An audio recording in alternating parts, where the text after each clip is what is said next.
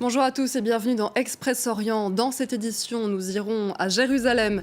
Après 10 jours sous haute tension, Israël a retiré les portiques de sécurité aux entrées de l'esplanade des mosquées. Mais les autorités musulmanes du site demandent aux fidèles de poursuivre le boycott. Nous irons ensuite au Liban où il est toujours difficile pour les réfugiés syriens de trouver leur place. Même dans les cimetières, il est très dur d'obtenir un emplacement pour enterrer un corps.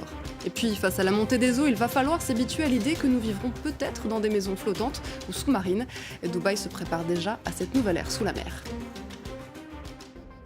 Autour de l'esplanade des mosquées, les portiques de sécurité installés il y a 10 jours ont finalement été démontés, mais Israël prévoit d'installer plus de caméras de surveillance et plus de policiers. Les autorités musulmanes maintiennent le boycott du site. Elles demandent à ce que la situation revienne à ce qu'elle était avant le 14 juillet. En pleine nuit, des ouvriers s'activent et commencent à démonter les détecteurs de métaux installés il y a une semaine à l'entrée de l'esplanade des mosquées après un attentat qui a coûté la vie à 2 policiers israéliens.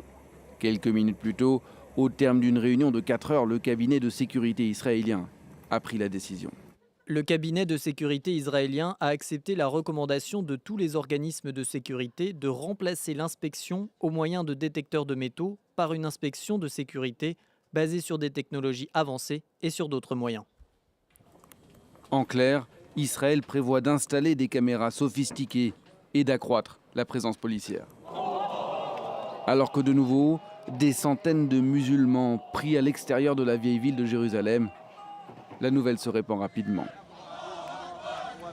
Une partie de la foule se réjouit. Quelques incidents sporadiques éclatent avec les forces de l'ordre israéliennes, sans gravité. Presque au même moment, Benjamin Netanyahou publie une conversation téléphonique sur sa page Facebook. Bienvenue à la maison. Merci pour vos efforts. Il vient de parler au personnel de l'ambassade d'Israël en Jordanie, qui a pu traverser la frontière après 24 heures de crise diplomatique. Les autorités jordaniennes ont accepté cette solution après une conversation téléphonique entre le Premier ministre israélien et le roi de Jordanie. La famille royale jordanienne publie un communiqué. Le roi a demandé qu'une solution rapide soit trouvée pour démanteler ce qui a causé la crise actuelle de l'esplanade des mosquées. Une crise hypersensible pour le roi de Jordanie, qui est le gardien des lieux saints musulmans à Jérusalem.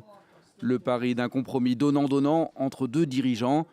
La grande prière de vendredi sera un test pour voir s'il est accepté par la rue. En Syrie, le camp d'Ain Issa se trouve dans un paysage de poussière, sans un arbre ni un point d'ombre. Des milliers de déplacés y ont trouvé refuge, mais ils souffrent aujourd'hui de la chaleur. Dans cette zone désertique, la température peut atteindre les 50 degrés.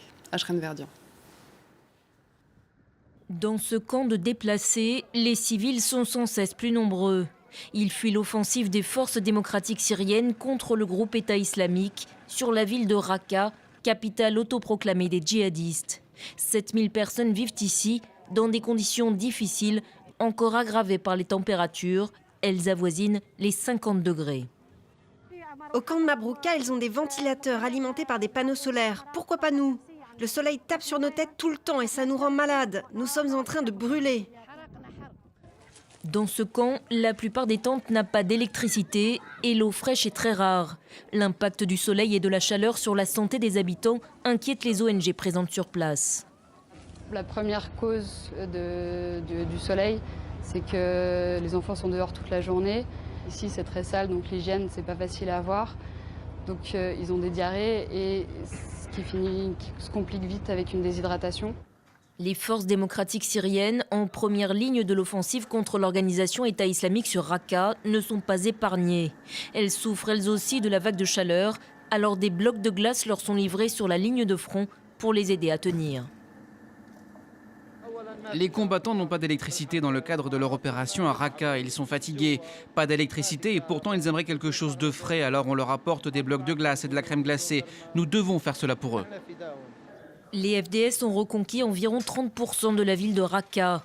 Une avancée rendue compliquée par la résistance des djihadistes qui n'ont plus rien à perdre et par les températures qui devraient rester très élevées durant tout l'été. Selon l'ONU, 1 million de réfugiés syriens sont venus vivre au Liban depuis le début de la guerre. Des dizaines de milliers y seraient morts, la plupart sans obtenir une sépulture décente, car enterrer un corps dans un cimetière coûte cher et beaucoup de familles ont à peine de quoi se loger et se nourrir. Reportage de nos correspondants au Liban, Chloé Doma et Selim El Medeb. 400 familles syriennes s'entassent dans ce bâtiment désaffecté qui menace de s'effondrer. Azam est arrivé ici il y a 4 ans. Handicapé de naissance, il ne peut pas travailler. Il vit dans la plus grande pauvreté avec sa femme et son fils. L'année dernière, il a perdu son premier fils, âgé d'1 mois seulement. Azam ne pouvait payer ni son traitement médical, ni son enterrement. Je n'avais pas de quoi payer les funérailles au cimetière, donc j'ai été forcé de l'enterrer dans le champ d'à côté. J'ai attendu la nuit pour que personne ne me voie. Cela aurait pu me causer de gros problèmes. Azam ne m'a pas dit qu'il allait l'enterrer. Il me l'a dit après l'avoir fait. À partir de là, la vie m'a dégoûtée. J'ai commencé à la haïr. J'avais 16 ans. Azam affirme que, faute d'argent, un de ses voisins a lui aussi enterré le corps d'un de ses enfants dans ce champ.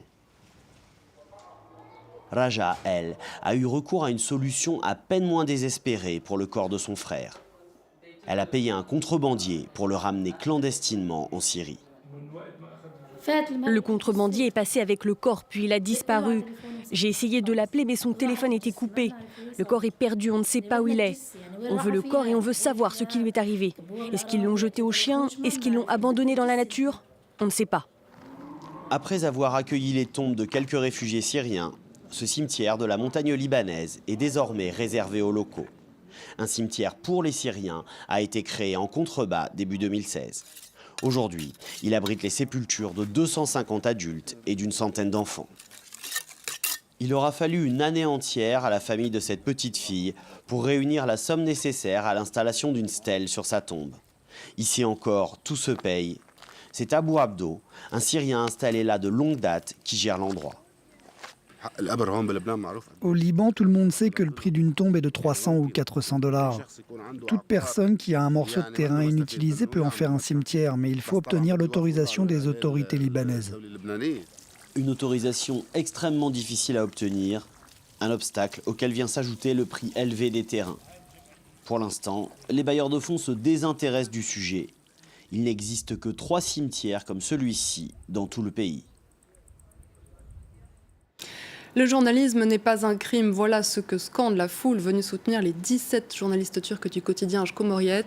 Leur procès s'est ouvert lundi à Istanbul. Ils sont accusés d'avoir aidé des organisations terroristes armées et risquent jusqu'à 43 ans de prison. Depuis le putsch manqué du 15 juillet 2016, la presse est étouffée. Cumhuriyet est l'un des plus anciens journaux turcs indépendants et ouvertement critiques du président Recep Tayyip Erdogan. Nos petits-enfants vivront-ils dans l'espace ou sous la mer? La seconde option est la plus probable. Face à la montée des eaux, des architectes commencent déjà à construire des maisons flottantes ou sous-marines à Dubaï. Pour l'instant, il s'agit surtout d'un concept luxueux réservé à une poignée de privilégiés. C'est un reportage de notre confrère de France 2, Franck Genouzeau. Regardez. Face au gratte-ciel de Dubaï, dans une ville qui succombe à toutes les folies. Cet hôtel de luxe, ancré dans la baie, a fait naître l'un des restaurants les plus spectaculaires au monde. Ses 2 clients embarquent pour une plongée quelques mètres sous le niveau de la mer. Un tête-à-tête au premier rang du spectacle aquatique qu'offre l'établissement. T'as vu le requin? Requins, raies, poissons exotiques, des milliers d'espèces sous-marines. Un dîner sous la mer qui n'est ici qu'une illusion. Reconstitué grâce à un aquarium géant au pied de l'hôtel. Mais demain, vivre sous la surface des océans est un fantasme qui, pour certains, deviendra réalité. C'est le pari que font les concepteurs de cette avant-gardiste maison flottante. Conçue pour les grandes fortunes de la région. Bienvenue à l'Hippocampe, la maison flottante connue dans le monde entier.